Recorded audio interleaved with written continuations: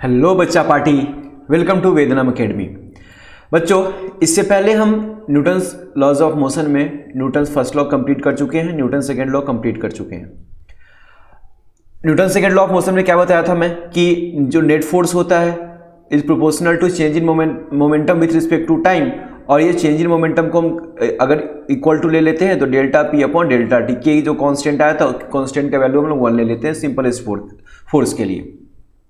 यहाँ से अगर शॉर्ट इंटरवल ऑफ टाइम के लिए देख रहे हैं हम लोग, तो जो हमारा एफ नेट है, एफ नेट को हम क्या लिख दिए थे, D P upon D T, change in momentum with respect to time. ऐसा हम पहले सॉल्व कर चुके हैं इस पे क्वेश्चंस। यहाँ पे मैं क्या बताया था, डी अपॉन डी टी, और ये मोमेंटम को क्या लिख सकते हैं हम लोग, मास इनटू वेलोसिटी।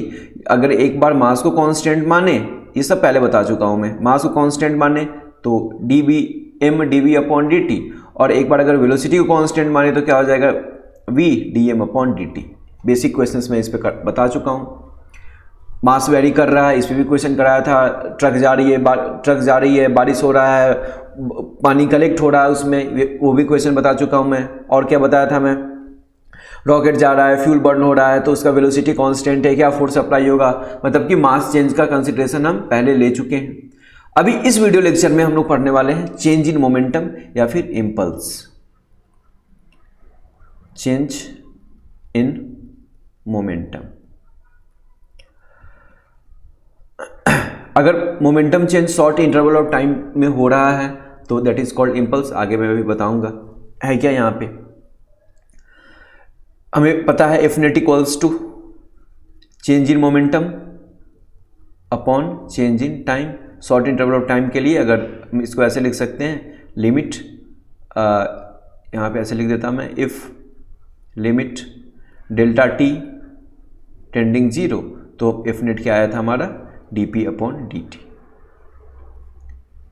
तो यहाँ से अगर हम चेंज इन मोमेंटम हमें फाइंड करना है तो हम क्या लिख सकते हैं, डायरेक्ट यहाँ से हम लिख सकते हैं चेंज इन मोमेंटम अगर हमें फाइंड करना है तो डेल्टा पी इक्वल्स टू क्या हो जाएगा, F into delta T. Change in momentum मतलब क्या होता है, final momentum minus initial momentum equals to force into delta T या टाइम टेकन। तो इस पर हम लोग क्वेश्चन करेंगे अभी। इसको बोलते हैं change in momentum.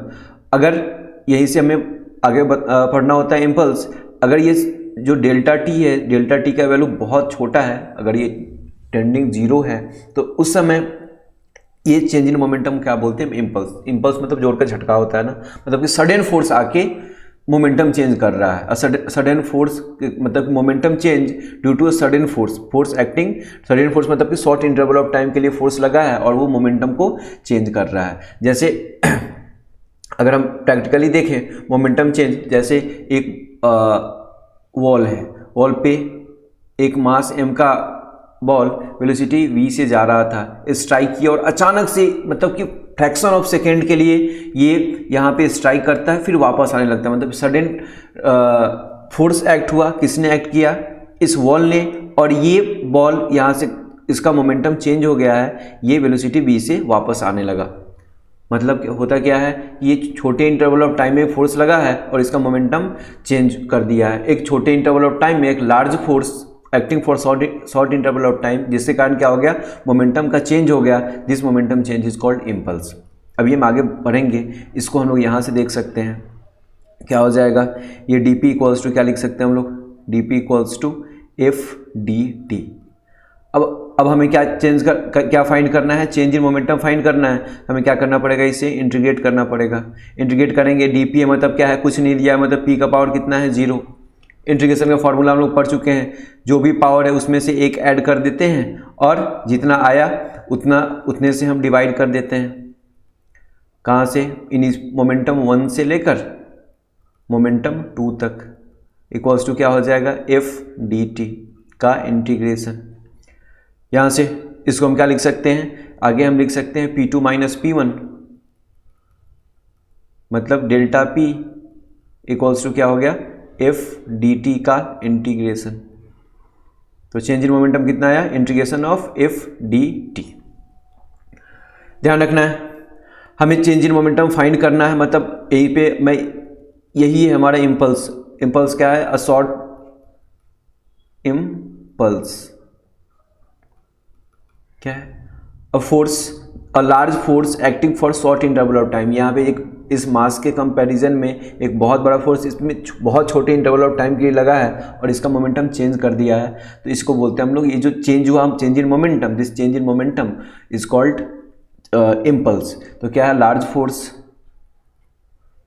Change in momentum due to large force, ऐसे लिख सकते हैं हम लोग, चेंज इन मोमेंटम, क्या? Change in momentum due to large force in short interval of time. Change in momentum due to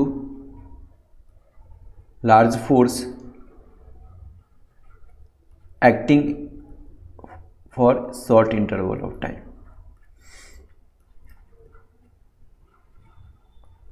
short interval of time practically समझ में आना चाहिए। चीज देखो, हम लोग फिजिक्स में क्वेश्चंस करने जाते हैं तो पहले हम क्वेश्चन करने में ध्यान देते हैं, लेकिन हमें प्रोसेस नहीं समझ पाते हैं, हम रिजल्ट की तरफ देखते हैं, प्रोसेस समझ नहीं पाते हैं। प्रोसेस इंपॉर्टेंट है, एक एक चीज़ को अच्छे से तरीके से समझ में आना चाहिए हमें। अगर प्रोसेस हमें अच्छे से समझ आ गया तो क्वेश्चन कैसा भी हो, हजारों क्वेश्चन कर सकते हैं अगर प्रोसेस समझ में आया। एक तरीका होता है, क्वेश्चंस बहुत सारे हो सकते हैं, तो हमारा तरीका कभी चेंज नहीं होगा। चेंज क्या हो जाएगा? क्वेश्चंस के अकॉर्डिंग हम नहीं बदल सकते, हमारे अकॉर्डिंग क्वेश्चन बदल जाएगा। तो ध्यान देना है, प्रोसेस इंपॉर्टेंट है। यहाँ पे जो हम पढ़ रहे हैं, जो समझ रहे हैं, दैट इज इंपॉर्टेंट। क्या आया? Net force equals to change in momentum with respect to time. हमें चेंज इन मोमेंटम फाइंड करना है, final momentum minus initial momentum. हम यहाँ से भी अगर इनिशियल मोमेंटम दिया हुआ है, फाइनल मोमेंटम दिया हुआ है, डायरेक्ट हम चेंज इन मोमेंटम फाइंड कर सकते हैं। अगर फोर्स दिया हुआ है, टाइम इंटरवल टी में फोर्स लग रहा है, तो हम डायरेक्ट इसको भी मल्टीप्लाई करके इम्पल्स फाइंड कर सकते हैं। मतलब यहाँ से भी चेंज इन मोमेंटम फाइंड कर सकते हैं, यहाँ से भी चेंज इन मोमेंटम फाइंड कर सकते हैं। अगर फोर्स हमारा शॉर्ट इंटरवल ऑफ टाइम में लग रहा है तो यहाँ से भी चेंज इन मोमेंटम फाइंड कर सकते हैं। अच्छा, हमारा अभी क्या आया? Delta P equals to integration of F D T. एक चीज़ ध्यान देना, अभी हम क्वेश्चंस करेंगे इस पे, लेकिन इस चीज़ का ध्यान देना है कि integration of F D T ये क्या है? इंटीग्रेशन का ग्राफिकल मीनिंग क्या होता है? Area under curve, area under. तो यहाँ पे अंडर में क्या है? फोर्स डिस्प्लेसमेंट ग्राफ है। क्या है? फोर्स डिस्प्लेसमेंट नहीं, फोर्स टाइम ग्राफ। अभी क्वेश्चन करेंगे, सब पे ध्यान रखना है। देखो, एक बार हमें हर चीज़ को दिमाग में बैठाना है, चीज़ें हमारे लिए आसान हो जाएंगी। क्या हुआ? फोर्स टाइम ग्राफ है, उसके अंदर का जो एरिया होगा that will give change in momentum. इसी को हम बोलेंगे इम्पल्स आई से, या फिर जे से रिप्रेजेंट कर देते हैं हम इम्पल्स को। चलो, जे से, आई से हम आगे मोमेंट ऑफ इनर्शिया रिप्रेजेंट करते हैं, इसलिए अभी इसको हम रिप्रेजेंट करेंगे जे से। तो ये J equals to area under force time graph, मतलब ये चेंज इन मोमेंटम में फाइंड करने का तरीका ये। अगर फोर्स टाइम ग्राफ दिया हुआ है तो एरिया में फाइंड करना होता है। इंटीग्रेशन क्या होता है? एडिशन ऑफ स्मॉल पार्ट्स, उसका भी ध्यान रखना है। जैसे एक दो क्वेश्चन करते हैं, एक मास है 2 kg का, एकदम इजी क्वेश्चन से स्टार्ट करते हैं। मास है 2 kg का, इसका वेलोसिटी है 2 मीटर पर सेकेंड यहाँ पे। और फिर क्या होता है कि यहाँ पे पहुँचते पहुँचते इस 2 kg मास का वेलोसिटी हो जाता है 8 मीटर पर सेकेंड। तो हमें बोलेगा फाइंड चेंज इन मोमेंटम। तो सामने से हमें आंसर दिख रहा है, इनिशियल मोमेंटम क्या हो जाएगा? Mass into velocity. कितना हो जाएगा? 4। यूनिट क्या हो जाएगा? kg मीटर पर सेकेंड, kg मीटर पर सेकेंड। फाइनल मोमेंटम क्या है? Mass into velocity. कितना हो जाएगा? 16 kg मीटर पर सेकेंड। तो चेंज इन मोमेंटम कितना हो जाएगा? Final momentum minus initial momentum, direct हम फाइंड कर सकते हैं। क्या हो जाएगा? 16 माइनस 4 कितना हो जाएगा? 12 kg मीटर। यूनिट ध्यान रखना है, kg मीटर पर सेकेंड। ओके, ये यूनिट हमें पता चल गया, एसआई यूनिट पता चल गया इसका, मतलब यहाँ से लिख सकते हैं ये एसआई यूनिट क्या हो जाएगा? kg मीटर पर सेकेंड। या फिर इसको और क्या लिख सकते हैं? अभी हम पढ़े थे, क्या था? Change in momentum equals to force into time. तो क्या हो जाएगा? फोर्स का यूनिट न्यूटन, और इसको टाइम को हम क्या लिख सकते हैं? सेकेंड। तो इसको हम न्यूटन सेकेंड से भी लिख सकते हैं। ओके, ये हमारा क्या हो गया? एसआई यूनिट हो गया। इसका डायमेंशन हमें फाइंड करना है। डायमेंशन जो मोमेंटम का डायमेंशन होगा वही होगा। तो मोमेंटम का डायमेंशन क्या होता है, फोर्स इनटू सेकेंड से भी फाइंड कर सकते हैं, या फिर केजी मीटर पर सेकेंड लिख सकते हैं। मोमेंटम जो भी हमारा चेंज इन मोमेंटम इम्पल्स में लिख देता हूँ यहाँ से, क्या हो जाएगा केजी का m मास है, ये लेंथ है तो l और टाइम का t -1, ये इसका डायमेंशन हो गया। ओके, ये स्केलर क्वांटिटी है कि वेक्टर क्वांटिटी है, तो हमें सामने से पता है मोमेंटम कैसा होता है, वेक्टर क्वांटिटी होता है, वेक्टर क्वांटिटी है। डायरेक्शन क्या होगा, in the direction of change in momentum, direction of momentum नहीं होगा, जिस डायरेक्शन में चेंज, अभी डायरेक्शन इस डायरेक्शन में इनिशियल मोमेंटम था, इस डायरेक्शन में फाइनल मोमेंटम है, इंक्रीज कर रहा है तो चेंज इन मोमेंटम इधर है, तो in the direction of change in momentum. अगर यहाँ पे फाइनल हमारा कम है, इनिशियल ज़्यादा है, तो change in momentum opposite direction में हो जाएगा, तो इम्पल्स भी हमारा अपोजिट डायरेक्शन में हो जाएगा। ध्यान रखना, निगेटिव मतलब अपोजिट, पॉजिटिव मतलब इसी डायरेक्शन में। जैसे अगर यहाँ पे क्वेश्चन आता कि यहाँ पे ये 2 था, यहाँ पे वेलोसिटी अगर 1 लेते तो क्या होता है, ये 2 मीटर पर सेकेंड, ये 2 kg मीटर पर सेकेंड, ये 1 kg मीटर पर 4 kg मीटर पर सेकेंड, तो फाइनल क्या होता है, अपोजिट डायरेक्शन में होता है, तो ये अपोजिट डायरेक्शन में है। तो वेक्टर का ध्यान रखना है, वेक्टर क्वांटिटी है in the direction of change in momentum, जिस डायरेक्शन में मोमेंटम चेंज हो रहा है उस डायरेक्शन में, in the direction of change in momentum, change in momentum. Basic चीज हम कंप्लीट कर चुके हैं इस पे, बाकी कुछ क्वेश्चंस फिर से हम करेंगे अभी। ओके, अगर हमें एक इक्वेशन दिया हुआ है, force equals to T square 3t² plus 2t plus 1, बोला गया हमें find change in momentum, change in momentum between t equals to 0 to t equals to 2 second. ये 0 से 2 सेकेंड के बीच में मोमेंटम क्या चेंज होगा, तो हमें पता है F इक्वल्स टू क्या होता है, dp अपॉन dt। यहाँ से हम लोग आगे लिख सकते हैं, क्या लिख सकते हैं यहाँ से, dp इक्वल्स टू क्या हो जाएगा, f dt। इसका हमें करना है इंटीग्रेशन, यहाँ भी इंटीग्रेशन, ये तो डायरेक्ट हमें चेंज इन मोमेंटम मिल जाएगा, dp का इंटीग्रेशन डेल्टा p हो जाएगा। f क्या दिया था हमें, 3t² प्लस 2t प्लस 1, इसका करना है हमें इंटीग्रेशन dt, इसका इंटीग्रेशन करना है, क्या हो जाएगा, 3 कांस्टेंट है, t² पावर 2 है, एक ऐड करेंगे तो क्या हो जाएगा, t³ upon 3 plus 2t² upon 2 plus dt का इंटीग्रेशन क्या हो जाएगा, t कहाँ से कहाँ तक, 0 से 2 सेकेंड तक, ये 3 से 3 cancelled out, upper limit put करेंगे क्या हो जाएगा, 2 का क्यूब प्लस 2 का square plus 2 minus lower limit put करेंगे 0, हर जगह 0 है, 0 आ जाएगा, कितना आ जाएगा, ये 2 क्यूब कितना वैल्यू हो जाएगा 8, ये हो जाएगा 4, ये क्या हो जाएगा 2, कितना हो जाएगा ये 14 kg मीटर पर सेकेंड। तो हमारा चेंज इन मोमेंटम कितना आया, 14 kg मीटर पर सेकेंड। ध्यान रखना है क्या हो जाएगा, अगर मैथमेटिकली फाइंड करना है तो हमें इंटीग्रेशन करना पड़ेगा। फोर्स का इक्वेशन दिया हुआ है, हमें मैथमेटिकली फाइंड करना है, हम इंटीग्रेट करेंगे तो जाके मिलेगा हमें चेंज इन मोमेंटम। ठीक है, बेसिक सबसे पहला क्वेश्चन क्या किया, बेसिक क्वेश्चन था हमारा यहाँ था। ओके, बेसिक क्वेश्चन था, एकदम इजी था। अब यहाँ से इंटीग्रेशन बेस्ड क्वेश्चन आते हैं। फोर्स का इक्वेशन देगा, हमें बोलेगा find change in momentum between 2 second 3 second 4 second, कुछ भी, मतलब वो टाइम इंटरवल देगा, उसके अकॉर्डिंग हमें चेंज इन मोमेंटम फाइंड करना है। एक इस तरह का क्वेश्चन आ सकता है। और क्या आ सकता है यहाँ से क्वेश्चन, सारे केसेस लेंगे, जितने भी क्वेश्चन आ सकते हैं सारे केसेस में लेने वाला हूँ। और क्या क्वेश्चन आ सकता है, हाँ यहाँ पे क्या बताया था मैं, change in momentum equals to क्या होता है, integration of F D T, area under force time graph. तो अगर हमें फोर्स टाइम ग्राफ दिया हुआ है, जैसे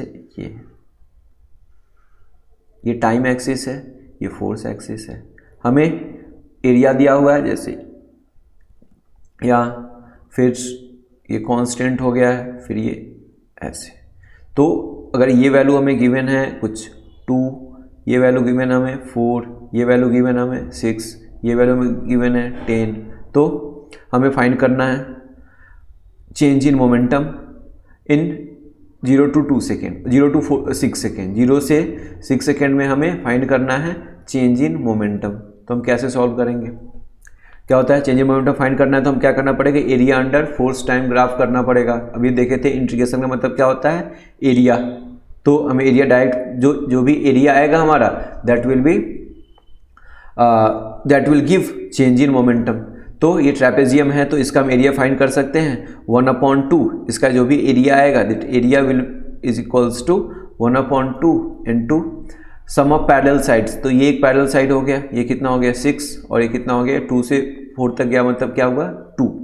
तो कितना हुआ 6 प्लस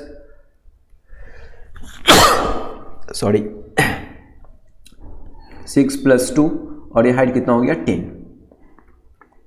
10 ये हाइट।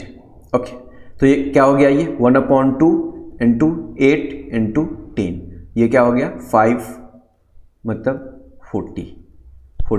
यही area will give change in momentum. तो हमारा चेंज इन मोमेंटम का वैल्यू कितना आया 40, और यूनिट क्या हो जाएगा kg मीटर पर सेकेंड। ध्यान रखना इस तरह का भी क्वेश्चन आता है।